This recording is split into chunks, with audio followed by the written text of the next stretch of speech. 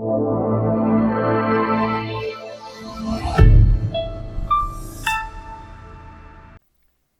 दोस्तों, welcome back to Dev Anshu YouTube channel. आज हम बात करेंगे style and CSS in HTML. ठीक है, एचटीएमएल में सीएसएस और जो स्टाइल होता है, जो उसको कैसे डिज़ाइन करते हैं उसके बारे में जानेंगे। ठीक है, चाहे आप बिगिनर हो या अपनी नॉलेज को रिफ्रेश करना चाहते हैं या वीडियो आपके लिए है, तो चलिए शुरू करते हैं और अपने वेब पेजेस को स्टाइल करते हैं। ये हम लोग का इंडेक्स पेज है। मैंने पहले ही एक फाइल बना के यहाँ पे कर लिया है, सेव कर लिया है। ठीक है, इंडेक्स पेज। ठीक, इंडेक्स पेज में अब हम लोग अलग अलग इसमें HTML टैग लेंगे, एलिमेंट लेंगे और उसको स्टाइल करेंगे। ठीक है, तो CSS क्या होता है?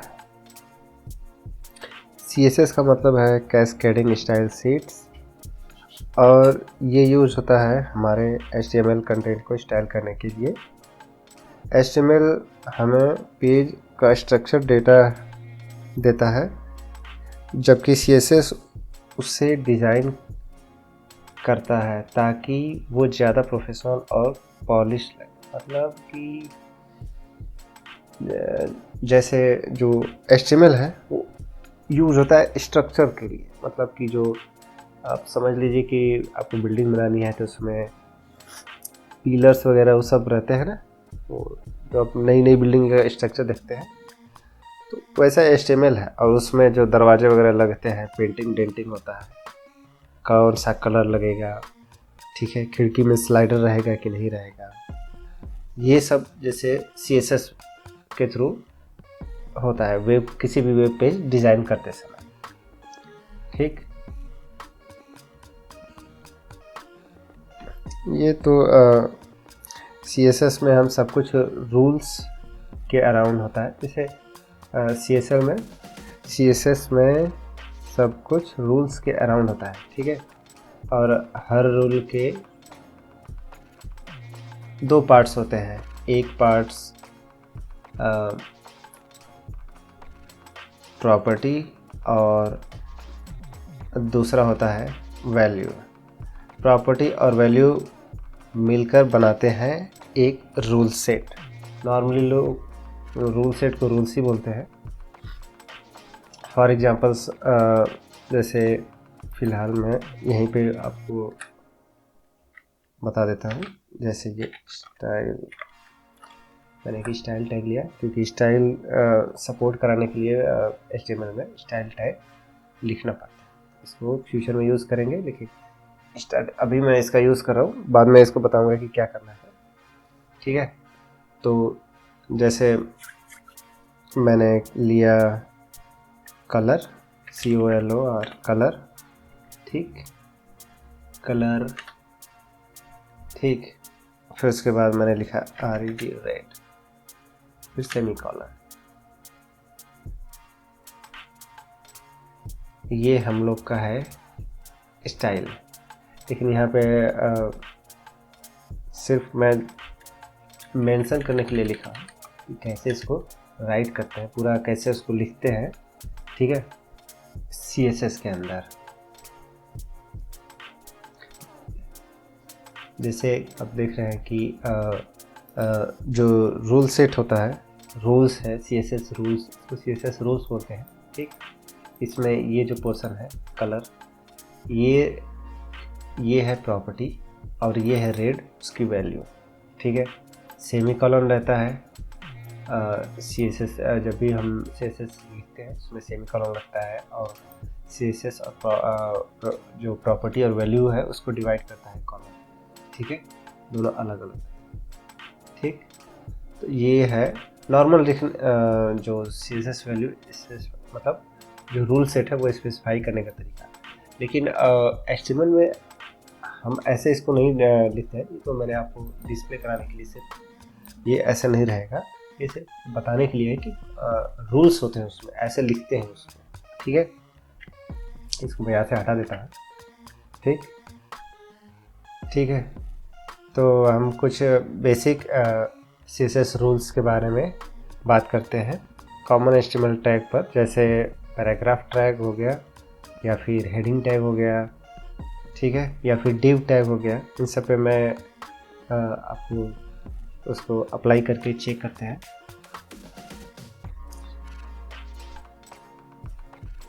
ठीक, जैसे मैंने यहाँ पे एक ई टैग लिया, ठीक है, और उसके नीचे मैंने एक H3 टैग लिया, ठीक। इसमें मैं कुछ कंटेंट लिख देता हूँ, जैसे दिस इज हेडिंग टैग, ठीक। और पैराग्राफ में मैं कोई भी ले लेता हूँ, एक पैराग्राफ, ठीक।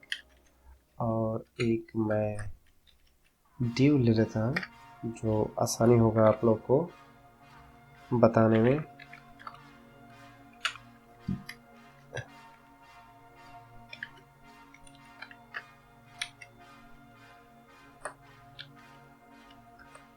ठीक, अभी सब क्लियर है। एक मैंने डिव लिया, उसके अंदर एक पैराग्राफ लिया है, हेडिंग लिया है, हेडिंग को ऊपर कर देते हैं, ठीक। हेडिंग है और इसमें पैराग्राफ है, ठीक। अब हम इसको CSS के हेल्प से डिज़ाइन करेंगे, इसको अट्रैक्टिव बनाएंगे, ठीक। तो जो CSS हम लोग दो तरीके से इसको इस पे अप्लाई कर सकते हैं। एक होता है इनलाइन CSS, ठीक, और एक होता है एक्सटर्नल CSS। इनलाइन CSS का मतलब जैसे इनलाइन स्टाइलिंग जो होता है वो भी दो तरीके से होता है। इनलाइन स्टाइल जो होता है वो दो तरीके से होता है। एक होता है कि टैग के अंदर ही इनलाइन जो स्टाइल दे सकते हैं, और एक होता है पेज के अंदर इनलाइन स्टाइल करते हैं, ठीक है। उसी को इंटरनल स्टाइलिंग भी बोलते हैं। जो पेज के अंदर जो हम स्टाइलिंग देते हैं उसको इंटरनल स्टाइलिंग भी कहते हैं, ठीक है। जो हम फाइल्स के थ्रू CSS फाइल्स के थ्रू लोड करके अप्लाई करते हैं उसको एक्सटर्नल CSS स्टाइलिंग कहते हैं, ठीक है। तो अभी हम लोग इनलाइन के बारे में देखेंगे, इनलाइन में कैसे स्टाइल यूज होता है, जो टैग पे अप्लाई होता है, ठीक है, डायरेक्ट HTML टैग पे। जैसे ये है, यहाँ पे मैंने इसको स्टाइल, इनलाइन स्टाइल करने के लिए स्टाइल एट्रीब्यूट का यूज होता है, ठीक। उसके अंदर आप कलर, जैसे मैंने इसको कलर लिया, ठीक, कलर मैंने कोई भी ले लिया, जैसे रेड, कोई भी ब्लू, ठीक है, ब्राउन ले लिया, ठीक। मैंने कलर ब्राउन ले लिया है। स्टाइल टैग, हेडिंग टैग को मैंने स्टाइल दिया है कलर ब्राउन, मैंने कॉलन लगाया है, सेमी कॉलन लगाया है, ठीक है। और कभी कभी सेमी कॉलन हटा भी सकते हैं लास्ट में। अगर इसके आगे जैसे मैं फॉन्ट साइज लिख देता हूँ, फॉन्ट साइज, ठीक, फॉन्ट साइज कितना यार, कलर रहेगा, कलर यहाँ पे रहेगा फॉन्ट साइज। यहाँ पे फॉन्ट साइज पिक्सल्स में होते हैं, या फिर जैसे यहाँ पे लिखा है लार्जर स्मॉल, या वो सब भी दे सकते हैं, लेकिन नॉर्मली यूज होता है पिक्सल। जैसे मैंने लिखा है यहाँ पे 24px, ठीक, और मैंने सेमीकोलन दे दिया। अब किस कंडीशन में सेमीकोलन रिमूव कर सकते हैं, जैसे ये लास्ट में आया हो, ठीक है, ऐसा यहाँ पे भी कर सकते हैं, और जो CSS फाइल है वहाँ पे भी कर सकते हैं, ठीक है। क्योंकि जो लास्ट में रहता है वो ऑटोमेटिक ब्राउज़र का उसको निगलेक्ट कर देता है, मतलब ऑटोमेटिक अंडरस्टैंडेबल रहता है, अंडरस्टूडेबल, और वो वर्क कर जाता है। मतलब आपको मैं दिखा देता हूँ, ठीक, ये आप देख रहे हैं हेडिंग, ठीक, दिस इज हेडिंग टैग, ये आपको ब्राउन कलर में दिख रहा है, कलर हो रहा है, साइज भी हो रहा है, ठीक है। मैं यहाँ से जैसे इसका साइज हटाता हूँ, साइज कितना कर रहा है, छोटा, 14, ठीक, स्टॉप, ठीक, ये आपका साइज छोटा हो गया। स्टाइलिंग में यही होता है, आप उसका साइज घटा सकते हैं, कलर चेंज कर सकते हैं, जितने भी डिजाइन रहता है। लेकिन जो HTML कंटेंट है, जो इसका स्ट्रक्चर है, ठीक है, वो वैसा ही रहता है, उसी के आसपास सारी चीज़ें कर सकते हैं, ठीक है। तो स्टाइलिंग का मतलब यही रहता है कि HTML को और बेहतर उसको डिज़ाइन बनाना, अच्छे से इजी टू इंटरेक्ट हो सके कोई भी पर्सन, उसके लिए ये यूज होता है। अलग अलग सिनेरियो में उसके बहुत सारे यूज हैं CSS के, ठीक है। जैसे ये मैंने यहाँ कलर चेंज किया, अब मैं कलर मुझे ग्रीन चाहिए, ठीक, यहाँ पे मैंने ग्रीन दे दिया है,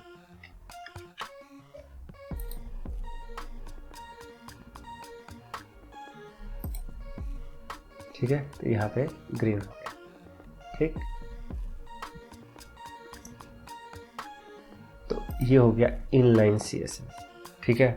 इनलाइन CSS में वो भी इनलाइन CSS के, ये इंटरनल CSS है, उसके अंदर ये इनलाइन CSS है जो HTML टैग के अंदर यूज होता है, ठीक है।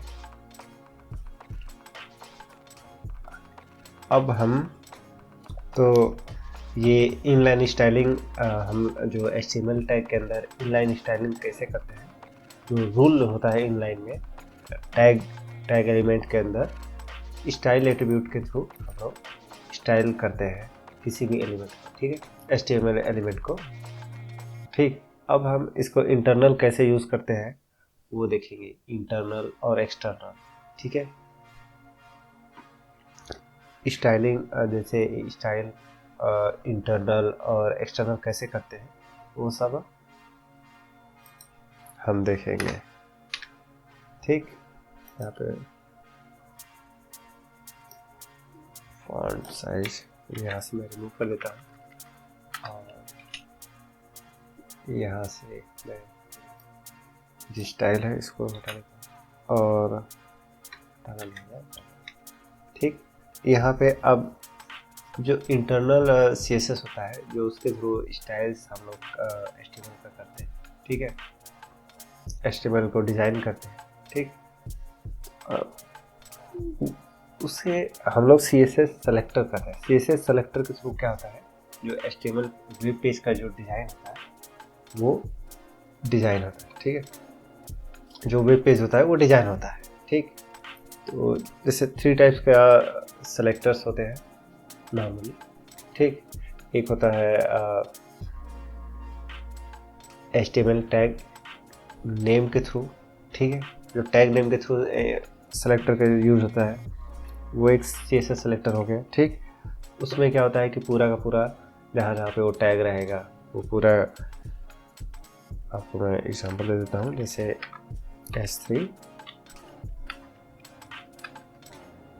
S3 टैग, ठीक, और इसके अंदर मैं सेम रूल्स एंटर कर दिए, ठीक। यही सेम रूल्स अप्लाई होते हैं, ठीक। तो एक है एक ऐसे डायरेक्ट जो एलिमेंट टैग नेम रहता है, जैसे ये SC टैग नेम, ये इसको ये क्या है, सेलेक्टर है, CSS सेलेक्टर। इसका मतलब ये होता है कि जहाँ जहाँ पे मतलब ये सेलेक्टर रहेगा वहाँ पे ये रूल अप्लाई हो जाएगा, ठीक है, इसलिए इस सब को CSS सेलेक्टर कहते हैं, ठीक।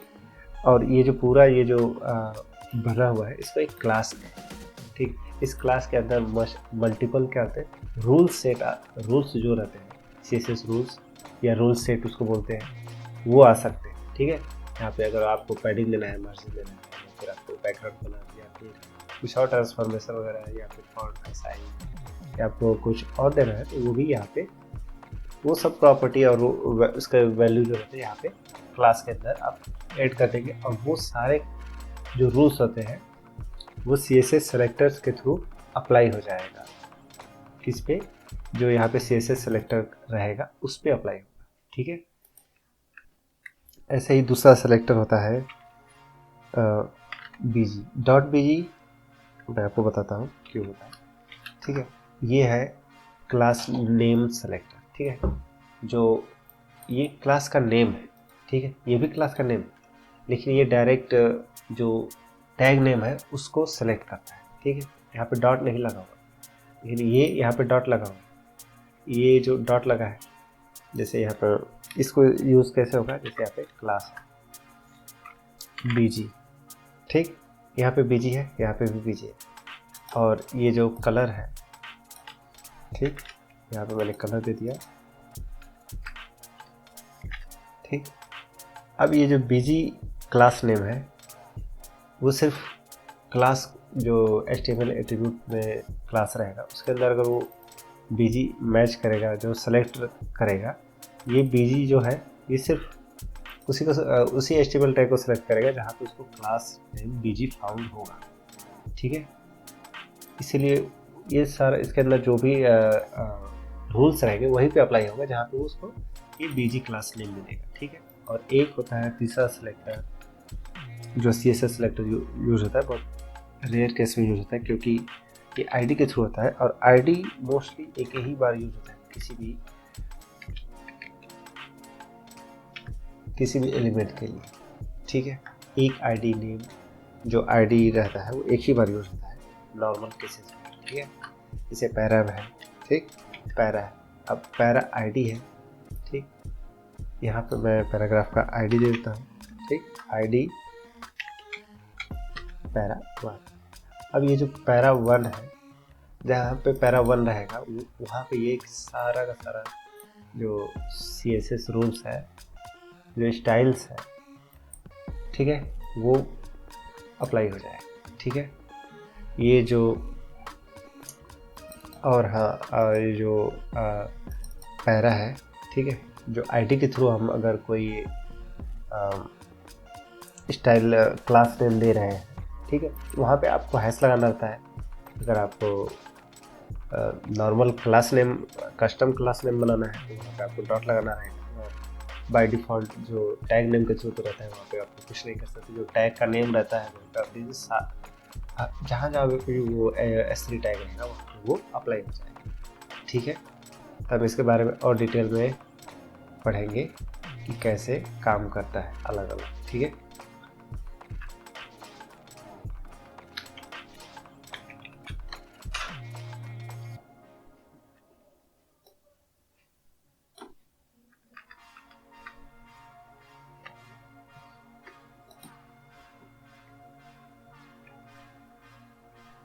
चलते हैं इंटरनल CSS या इनलाइन CSS जो यहाँ पे मैंने स्टाइल टैग दिया था इसके थ्रू कैसे देते हैं, ठीक है। तो उसके बारे में हाँ, अब हम जानेंगे कैसे क्लास बनाते हैं, ठीक। क्लास अलग अलग तरीके से बनते हैं।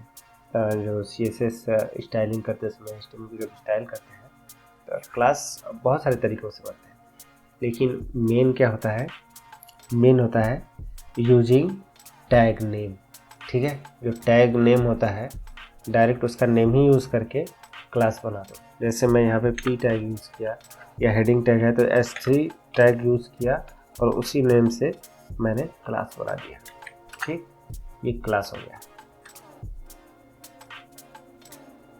ठीक है। जो ये S3 टैग है ये क्लास हो गया, ठीक। अब मेरे HTML में यहाँ पे S3 टैग यूज़ हुआ है, यहाँ पे ये सब जो क्लासेस है मैं यहाँ से इसको हटा देता हूँ, ठीक, यहाँ से मैं इसको रिमूव कर देता हूँ। ये S3 टैग और सारे जो CSS है, जो स्टाइलिंग है, जो रूल्स हैं, ठीक है, वो मैं उस क्लास के अंदर दे देता हूँ। कैस्केडिंग स्टाइल सीट, CSS का मतलब क्या है, cascading style seat. Style seat का एक तरह से ग्रुप रहता है, समूह रहता है, सीट रहता है, उसमें बहुत सारे स्टाइल रहते हैं अलग अलग एलिमेंट्स के, ठीक है। तो जैसे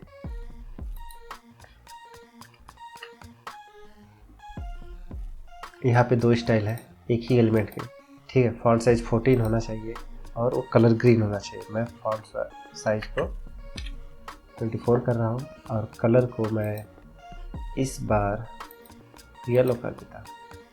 कलर का जो उसमें आप अलग अलग टाइप से कलर दे सकते हैं, या तो आप नेम के थ्रू दे सकते हैं या RGB के थ्रू दे सकते हैं। ठीक है, RGB और बहुत सारे और टाइप आते हैं, अलग अलग ब्राउज़र में अलग अलग टाइप सपोर्ट करते हैं। ठीक है, यहाँ मैंने कलर दे दिया। ठीक है, तो आप यहाँ पे येलो लिख सकते हैं या फिर येलो कलर ऐसे सेलेक्ट कर सकते हैं। ठीक है, ठीक, तो ये कलर येलो हो गया। ठीक, अब जो हम लोग का पेज रहेगा देखते हैं। यहाँ पे हेडिंग टैग येलो में दिख रहा है। ठीक है, तो ये है इंटरनल स्टाइलिंग। ठीक है, ये इंटरनल स्टाइलिंग में हमेशा आपको क्लास बनाना पड़ेगा। ठीक, क्लास बना के ऐड कर सकते हैं। जब इससे पहले मैंने आपको बताया कि जो टैग के थ्रू स्टाइलिंग करते हैं वहाँ पे आप क्लास बनाएंगे, और डायरेक्ट आप टैग में ही स्टाइलिंग कर रहे हैं तो वहाँ पे क्लास व्लास ऐसा बनाना नहीं पड़ता। आपको सीधे डायरेक्ट रूल्स वहाँ पे लिख देने रहते हैं। अब डायरेक्ट रूल्स वहाँ पे जो आपको स्टाइल चाहिए, जिस टाइप से स्टाइल चाहिए, आपको जो भी स्टाइल चाहिए, ट्रांसफॉर्मेशन चाहिए, उसका पैडिंग चाहिए, मार्जिन चाहिए, अलग अलग स्टाइल होते हैं। स्टाइलिंग के बारे में हम और जानेंगे कि कौन कौन से मोस्ट यूज CSS रूल्स हैं, कौन कौन सी प्रॉपर्टी सबसे ज़्यादा यूज होती है, उसके बारे में हम आगे आएंगे। लेकिन अभी यहाँ पे हम लोग देख रहे हैं कि स्टाइलिंग में कैसे उसको इम्प्लीमेंट करते हैं, कैसे उसकी शुरुआत करते हैं, कैसे अप्लाई होता है। अप्लाई एक बार समझ जाएंगे तो उसके बाद कितने होते हैं वो जो प्रॉपर्टी बहुत सारे हैं, फिर आपको वो कंटिन्यू सीखते रहना पड़ेगा। कितने प्रॉपर्टी हैं, कैसे यूज़ कर सकते हैं, कहाँ यूज़ करना है, वो खुद के एक्सपीरियंस से आपको आएगा समझ में। ठीक है, येलो है, मैं इसका कलर चेंज कर देता हूँ। येलो से मैं ब्लू कर देता हूँ, और थोड़ा सा डार्क ब्लू कर देता हूँ, लाइट ब्लू ये। ठीक, और फॉन्ट साइज को मैं रिमूव कर देता हूँ। ठीक है, रिमूव नहीं करूँगा, रहने देते हैं। और एक P के लिए बनाते हैं। ठीक, P के लिए स्टाइलिंग करते हैं। P क्या है? P है पैराग्राफ। ठीक है, उसमें हम पैडिंग देते हैं, पैडिंग। ठीक है, पैडिंग एक प्रॉपर्टी है। उस प्रॉपर्टी के अंदर वैल्यूज़ 4 आते हैं। पहला है टॉप। पैडिंग का मतलब क्या है? पैडिंग प्रॉपर्टी है, अब बेसिक में बता देता हूँ। पैडिंग में क्या रहता है कि स्पेसिंग, जगह देना।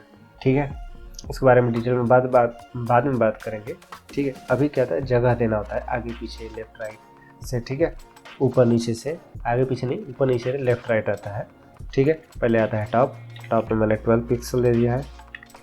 ठीक, फिर उसके बाद स्पेस देंगे, टॉप हो गया। ठीक है, टॉप राइट, फिर उसके बाद राइट आता है। राइट में मैंने 5 px दिया है। ठीक, फिर उसके बाद बॉटम आता है। बॉटम में मैंने 18 px दिया है, और उसके बाद लेफ़्ट आता है। लेफ़्ट में मैंने 20 px। ठीक है, ये पैडिंग हो गया, टॉप राइट बॉटम लेफ़्ट। ठीक, ये है पैडिंग। मैंने पैराग्राफ को कलर वगैरह ना देके पैडिंग दिया है। ठीक है, और उसके बाद मैंने उसको बैकग्राउंड कलर दिया है। बैकग्राउंड कलर एक प्रॉपर्टी है, और उसमें क्या होता है कि जो जितना वो कंटेंट ले रहा है HTML टैग, उसका जो बैकग्राउंड है, नॉर्मली हम लोग वाइट देख रहे हैं, उसका बैकग्राउंड है, उसका कलर चेंज कर देता है। ठीक है, अलग अलग ऐसे प्रॉपर्टी होते हैं। आप CSS जब फुल करेंगे तो उसमें आपको समझ में आएगा कि सब प्रॉपर्टी का अलग अलग वैल्यू होता है, अलग अलग लिखने का तरीका होता है। ठीक है, जो वैल्यू लिखने का तरीका होता है वो रहता है। प्रॉपर्टी एक ही प्रॉपर्टी को और कितने तरीके से लिख सकते हैं। जैसे ये बैकग्राउंड कलर है। ठीक है, बैकग्राउंड कलर को मैं ऐसे भी लिख सकता हूँ। ठीक है, बैकग्राउंड और ऊपर वाला एक्वा। ठीक है, ये भी है और ये है, दोनों सेम ही है। ठीक है, मतलब एक ही प्रॉपर्टी के बाइफर्केशन, मतलब ये बैकग्राउंड है, बैकग्राउंड का कलर है, बैकग्राउंड में और सारे रहते हैं, इसमें अगर मैं स्पेस देकर और कुछ लिखना चाहूँ तो लिख सकते हैं। ठीक है, उसी को थोड़ा सा डिवाइड कर दिया है। वो सब आप प्रॉपर्टी और वैल्यू जब पढ़ेंगे उसको कैसे यूज़ करते हैं तो उसके बारे में आपको समझ में आएगा। अभी ये सिर्फ नॉर्मल है, जो बेसिक चीज़ है मैं वो आपको बता रहा हूँ कि कैसे क्लास जो स्टाइलिंग करते हैं, स्टाइलिंग्स के रूल्स कैसे लिखते हैं, ठीक है, और क्लासेस कैसे बनाते हैं। ठीक, बेसिक क्लासेस, ये बेसिक में सबसे बेसिक वाला है कि टैग नेम से ही बनाना, जिस नेम से जो एलिमेंट है HTML एलिमेंट है उसी टैग से ही बनाना। रिलोड करते हैं, देखते हैं। रिलोड किया, देखिए ऊपर स्पेस आ गया, नीचे स्पेस आ गया, इधर यहाँ पे भी स्पेस है पैडिंग में। ठीक है, तो मैंने पैराग्राफ को पैडिंग दिया है, ये सब पैडिंग में। और ये कलर मैंने चेंज किया, इसका ब्लूइश टाइप का हो गया, जो भी कलर है। ठीक, तो ऐसे आप स्टाइलिंग दे सकते हैं। आपको स्पेस देना है, कलर है, फॉन्ट साइज है, दुनिया भर की प्रॉपर्टी है, सबका इस्तेमाल करके आप एक बहुत अच्छी वेबसाइट बना सकते हैं, वेब पेज बहुत ही अच्छा डिज़ाइन कर सकते हैं। ठीक है, तो ये हो गया एक तरीका। CSS क्लास इंटरनल में एक तरीका हो गया कि HTML एलिमेंट का जो नेम है, जो S3 है, जैसे ये S3 है, मैंने यहाँ पे S3 है, P टैग है तो मैंने यहाँ पे P लिया है, उसी नेम से ही डायरेक्ट क्लास बना दो। और एक तरीका है कि अपना खुद का क्लास नेम दो। जैसे मैंने एक क्लास नेम दिया BG। ठीक, अब BG जो है, जो मैंने इसको नाम दे दिया है BG। अब नाम से पता चल रहा है कि मैं इसका क्लास नेम BG रखा हूँ। ये क्या होता है, BG का मतलब बैकग्राउंड। ठीक है, बैकग्राउंड में क्या होता है, कलर हो सकता है बैकग्राउंड में, और बहुत सारी चीज़ें हो सकती है। ठीक है, तो मैं यहाँ पे देता हूँ बैकग्राउंड कलर। ठीक, बैकग्राउंड, जैसे बैकग्राउंड का जो पोजीशन है, बैकग्राउंड का जो साइज है, फिल्टर है, ऐसे बहुत सारे प्रॉपर्टीज है जो हो सकती है। लेकिन मैं यूज़ करूँगा बैकग्राउंड कलर, और मैं बोलूँगा ब्लैक। नहीं, टेक्स्ट नहीं। ओके, बैकग्राउंड कलर ब्लैक देते हैं और कलर वाइट देते हैं। ठीक, अब ये BG क्लास जहाँ पे, अब इसको कैसे इस्तेमाल करना है, जो डॉट के साथ मैंने पर्टिकुलर नेम दे दिया है एक उस क्लास का कि हाँ अब मैं एक CSS स्टाइल बना रहा हूँ, इसका नेम ये रहेगा, BG रहेगा। ठीक है, उसको यूज़ करना है तो जैसे मैंने ये पैराग्राफ टैग है, क्लास लिखूँगा और यहाँ पे BG जो क्लास नेम है वो लिख दूँगा। यही अगर आप डायरेक्ट जो नेम HTML टैग नेम के थ्रू था, ठीक है, टैग नेम के थ्रू ये जो P टैग है उसके थ्रू था, उसमें आपको ऐसे क्लास लिखना नहीं पड़ता था। लेकिन यहाँ पे आपने अलग जो टैग नेम है उससे अलग कुछ दिया है, तो आपको ये क्लास यहाँ पे लिखना पड़ेगा और क्लास के थ्रू वो CSS अप्लाई होगा। ठीक है, जैसे यहाँ पे मैं क्लास BG लगाया। ठीक, अब इसको देखते हैं। ठीक है, बैकग्राउंड ब्लैक हो गया और टेक्स्ट वाइट हो गया। ठीक है, बैकग्राउंड ब्लैक, टेक्स्ट वाइट। ठीक, ऐसा क्यों हुआ, क्यों एक्वा कलर नहीं हुआ? क्योंकि CSS में ये रहता है कि जो सबसे लास्ट में आएगा वही रूल अप्लाई होता है। ठीक है, तो सबसे लास्ट में प्रॉपर्टी आती है वही रूल अप्लाई होता है। जैसे यहाँ पे बैकग्राउंड कलर है, लेकिन यहाँ पे भी बैकग्राउंड कलर है, ये BG के अंदर ये भी बैकग्राउंड कलर है, क्योंकि ये सबसे लास्ट में आया है, इसका वर्क करेगा ना कि इसका। ठीक है, ऊपर वाले जो P टैग है, P टैग नेम के थ्रू क्लास जो बना है उसका अप्लाई नहीं होगा। जो टैग नेम के थ्रू क्लास बनता है उसके लिए आपको ये क्लास नहीं लिखना पड़ता, वो डायरेक्ट अप्लाई हो जाता है। टैग जहाँ जहाँ टैग रहेगा ना सब पे अप्लाई हो जाएगा। अब जैसे मैं इसी टैग को एक और पैराग्राफ ऐड करके ऐसे करता हूँ, आप वो देख लो। जैसे P टैग 2 है, एक मैंने क्लास BG लिखा है और एक नॉर्मल टैग नेम के थ्रू है, एक मैंने क्लास ऐड किया है ऊपर वाले में, नीचे वाला विदाउट क्लास है। ठीक है, ये डायरेक्ट जो पी टैग नेम का क्लास है उसको यूज़ करेगा और ऊपर वाला दोनों को यूज़ करेगा, लेकिन दोनों में ऊपर वाले से वो सिर्फ स्पेसिंग लेगा, नीचे वाले से वो कलर्स वगैरह लेगा। ठीक है, क्योंकि ये रिप्लेस हो जाएगा, एक वाला इसके साथ रिप्लेस कर देगा क्योंकि ये सबसे लास्ट में है। ठीक है, रिलोड करके देखते हैं।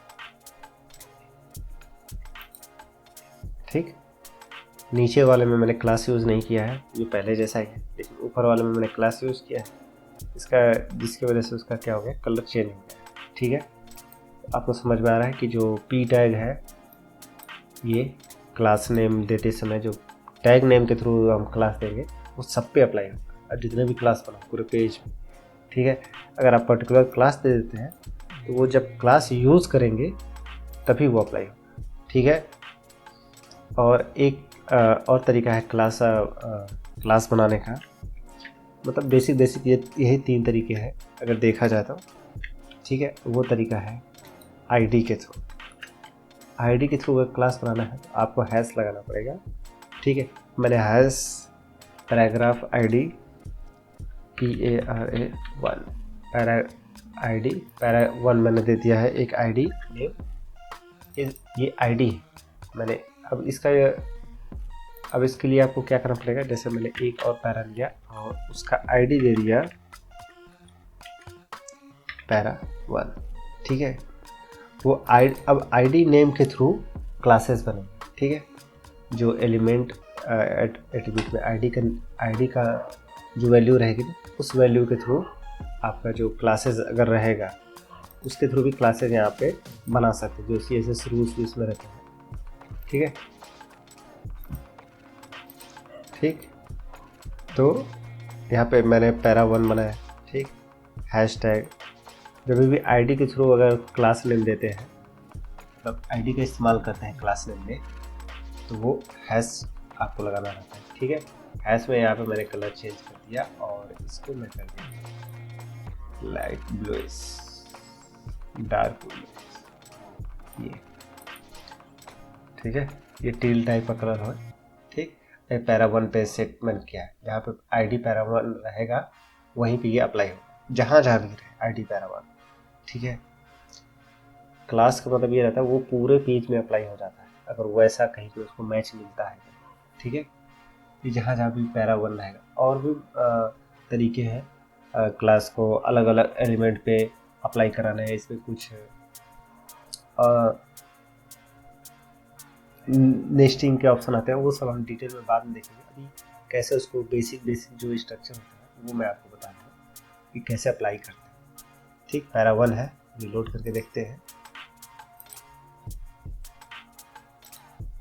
ठीक, ये आपको टील कलर वाला है, वाइट ही है टेक्स्ट इसका। ठीक है, वो पैरा1 वाला जो सबसे लास्ट में मैंने बनाया है वो वाला इस पर अप्लाई हुआ है, और इसमें जो क्लास है मैंने वो नहीं लिखा है। ठीक है, तो ये बीजी वाला कंटेंट यहाँ पे अप्लाई नहीं होगा। ठीक, तो तीनों अलग अलग क्लास है, एक क्लास ये, एक क्लास ये और एक क्लास ये। अगर तीनों एक जगह पे मेंशन होगा तो जो सबसे लास्ट में रहेगा वो अप्लाई होगा, और बाकी जो डिटेल है जैसे यहाँ पे पैडिंग है। ठीक है, एक ही पैराग्राफ में पैडिंग है, ये तो सब पे लगेगा, इसलिए आप यहाँ पे पेज पे देखेंगे पैडिंग सब में है क्योंकि वो सब पे लग रहा है क्लास। और यहाँ पे ये बीजी है। ठीक, बीजी एक में इस्तेमाल हुआ, एक पैराग्राफ में इस्तेमाल हुआ है, ये एक पे काम करेगा। आईडी वाला भी एक पे इस्तेमाल हुआ है तो ये एक ही पे काम करेगा। ठीक है, लेकिन पी टैग जो टैग नेम के थ्रू है वो सब पे काम करेगा। ठीक है, ये हो गया इंटरनल CSS। ठीक है, और ये जो पूरा का पूरा CSS है, अगर इसको ऐसे कॉपी कर दे, ठीक है, कट किया यहाँ से, मान लीजिए कट किया या कॉपी कर लिया, कुछ भी किया। ठीक, मतलब यहाँ से हटा के यहाँ पे अगर ऐसे पेस्ट कर दिया जाए तो ये CSS का एक स्टाइल का फाइल बन जाता है। CSS जो पूरा फाइल होता है वो बन जाता है। ठीक है, और इसी को हम लोग एक्सटर्नल CSS फाइल के थ्रू जो CSS रहता है उसके थ्रू लोड करते हैं। ठीक है,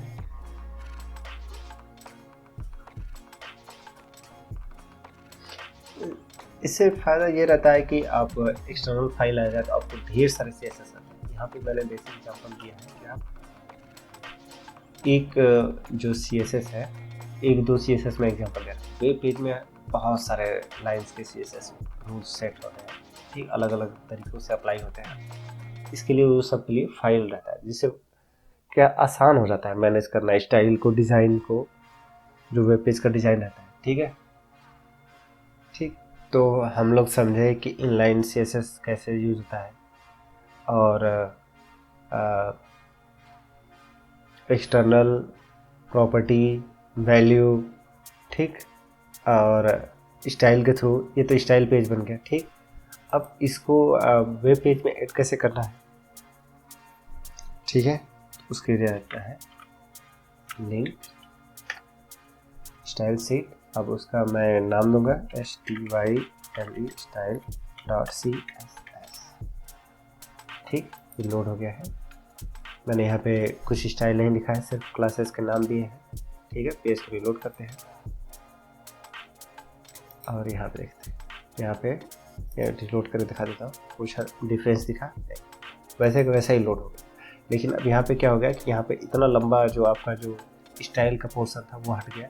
ठीक है, वो अब वो एक लाइन में आ गया, स्टाइल नाम से यहाँ से लोड हो गया, वो स्टाइल शीट के अंदर। ठीक है, वो एक फाइल के अंदर हो जाता है, जिससे क्या आसानी हो जाती है हमें, फिर वेब पेज हमें लंबा नहीं दिखेगा। अगर ढेर सारे कंटेंट आ गए तो वो और ज़्यादा लंबा हो जाता है, स्टाइल भी ढेर सारा रहेगा, आपके पेज में कंटेंट भी ढेर सारा रहेगा, तो उससे क्या हो जाता है, पेज लंबा आपको समझने में या फिर कुछ प्रॉब्लम आ गई उसको ढूंढने में और ज़्यादा मुश्किल हो सकती है। ठीक है, इसके लिए स्टाइलिंग अगर अलग उसका फाइल बना के मैनेज करें तो बेहतर रहता है। ठीक,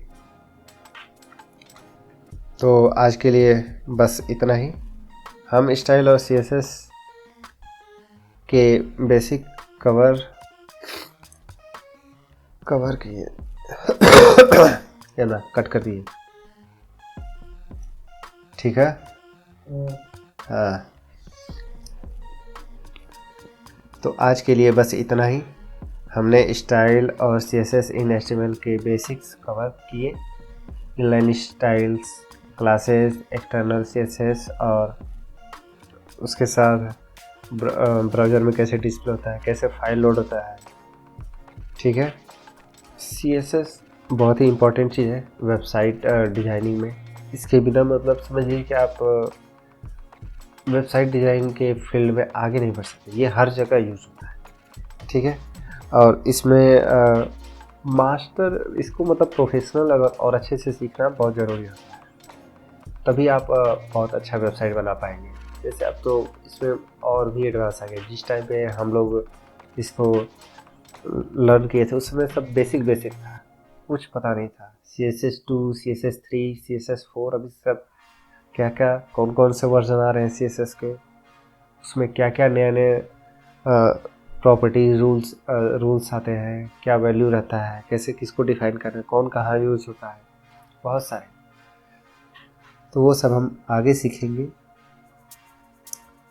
ठीक है, तो चलिए, अगर ये आपको वीडियो हेल्पफुल लगी हो तो लाइक बटन दबा दीजिए, सब्सक्राइब कर लीजिए, ताकि अमेजिंग वीडियो और भी इससे रिलेटेड एडवांस CSS के बारे में अगर आपको और जानना है और आपको अगर कुछ क्वेरी है या फिर कुछ सजेशंस है तो आप कमेंट कर सकते हैं। ठीक है, थैंक्स फॉर वॉचिंग, मिलते हैं नेक्स्ट वीडियो में।